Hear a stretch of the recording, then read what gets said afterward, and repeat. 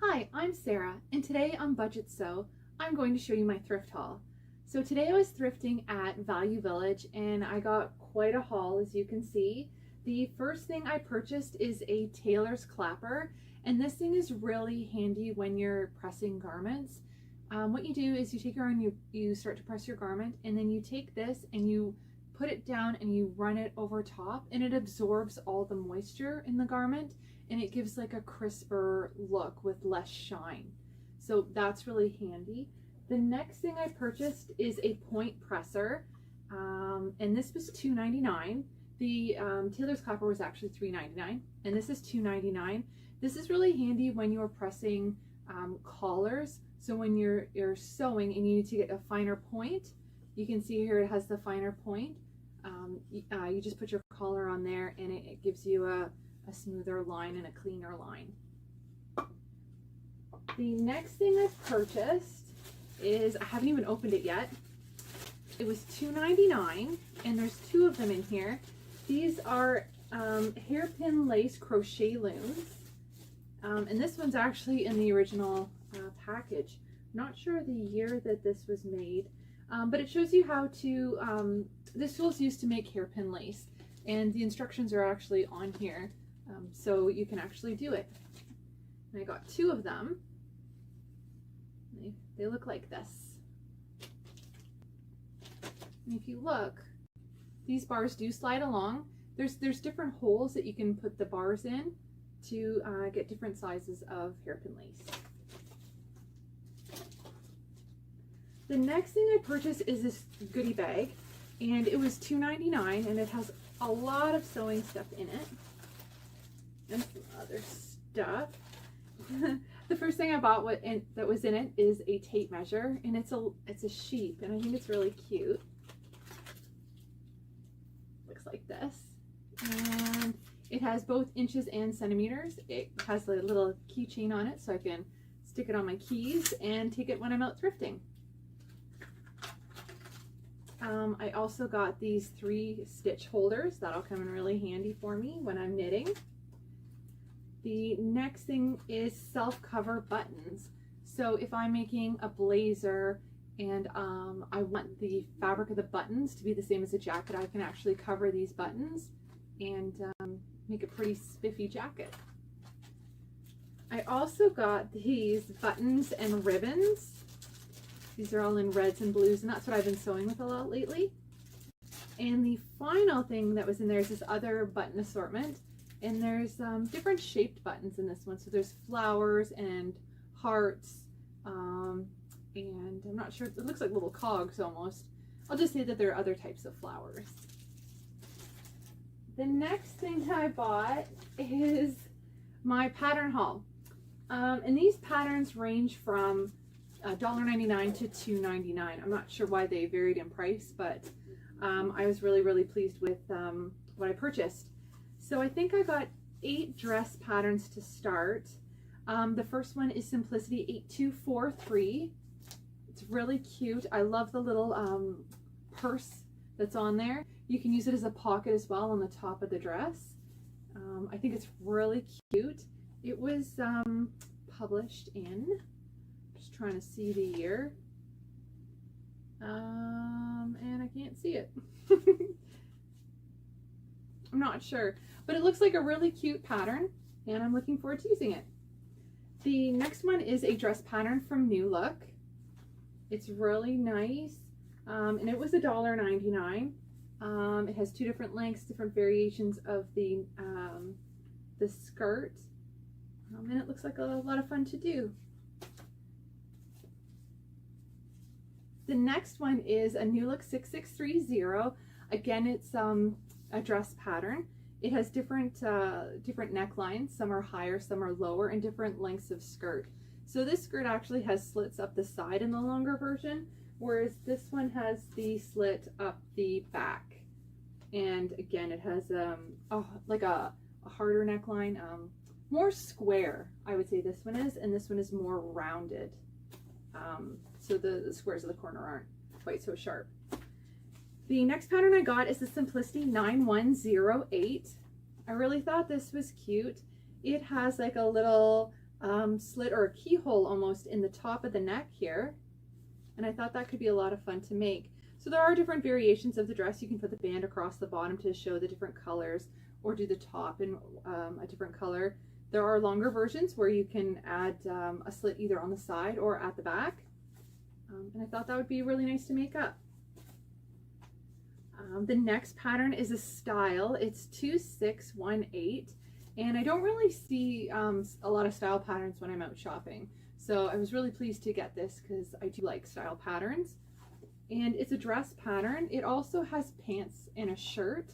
I thought this dress, where is it here? Sorry, this dress was quite nice. I like the length of it. I did like the buttons all down the front and the narrower shoulders. It looks quite cute, but it also looks good as pants. I thought that would make up really nicely. The next pattern I have here is the Simplicity 2307. It's a dress pattern and it's a project runway. So these patterns are really great because they have different necks, necklines, different sleeves, different lengths, and it gives you a lot of variation on your patterns. So you're not making the same thing over and over. You are, but you have these different variations which make each one special. The next pattern I have is Simplicity. It is 2844, and it is a Threads magazine Simplicity pattern. I do like reading Threads magazine, so I thought this dress pattern looks really cute. Why not grab that and make it up?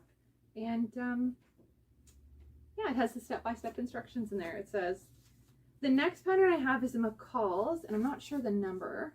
It's 6800, and this pattern, I'm just trying to look for the year. I'm not seeing the years right away on some of these. 1993. I really liked this pattern. It's a fitted dress, and it looks really sharp. I love the way the shoulders are cut, and I like the buttons up the front. It does have a slit up the back, I think. Let's see. I think it has a slit up the back, so I would actually change that pattern and get rid of the slit, and I would put a kick pleat in that just to give it a little bit more of a finished look. Now this dress pattern does have a skirt pattern and different shirt patterns, just variations of the dress, but I think it would look really good.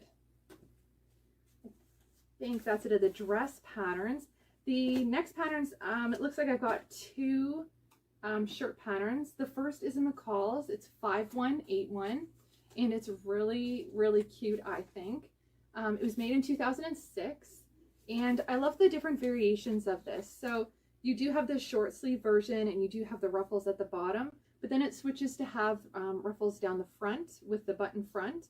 Also, I do like the V shape with the lace there, and then the different types of sleeves. So you do have the short sleeves like I mentioned before, but these ones have longer sleeves that are kind of poofy at the bottom, and then you've got the extra detail on the bottom of these sleeves. So that would be great to make up. The next pattern is the Simplicity 8030. This looks like a lot of comfy clothes to wear around the house. You have to make it out of a knit. It has a pick a knit roll on the back. It is in plastic already. Most of these patterns, I should mention, aren't cut out.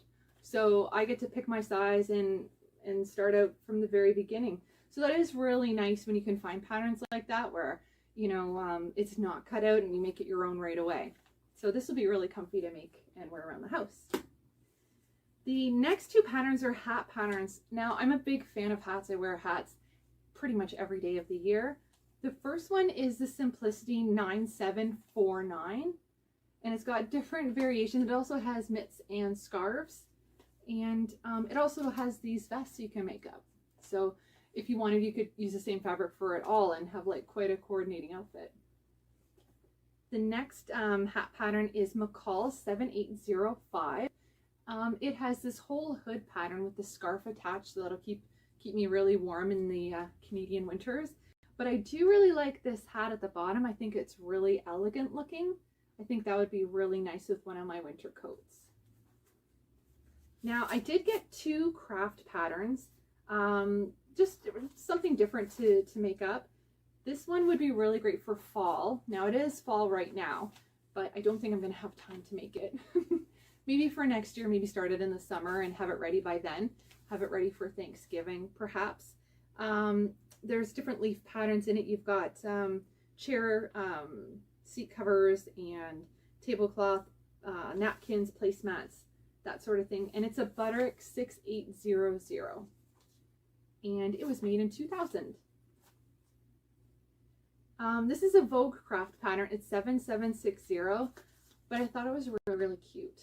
I love puppies and lions, and I thought, well, maybe I'll make one of those up. It was published in, it always hides on me when I'm looking for it. I'm not seeing the date on here, but I think it would be really, really cute to make up. Probably not for anyone else, probably just for myself. And the final pattern, oh no, it's not the final. I have one more after that, actually. The second last pattern that I have here is the McCalls retro pattern, and it's an apron pattern. So I don't know if about you guys, but when I'm cooking and in the kitchen, I make a mess. So I think it'd be really handy to have this. Also, when you're dusting around the house too, I find that I get dust and dirt on me. So I think this would be great to wear around the house. It's a McCall 2811, and it is a reproduction that they put out in 2000, but I think it would be really great to make up. Now, the final pattern that I have here, it is a stretch and sew. Now, I was somewhat surprised by this because it was $1.99, and when I looked at the pattern, the front of the pattern didn't match the back. So when I opened it up, I took a look, and it's actually two patterns.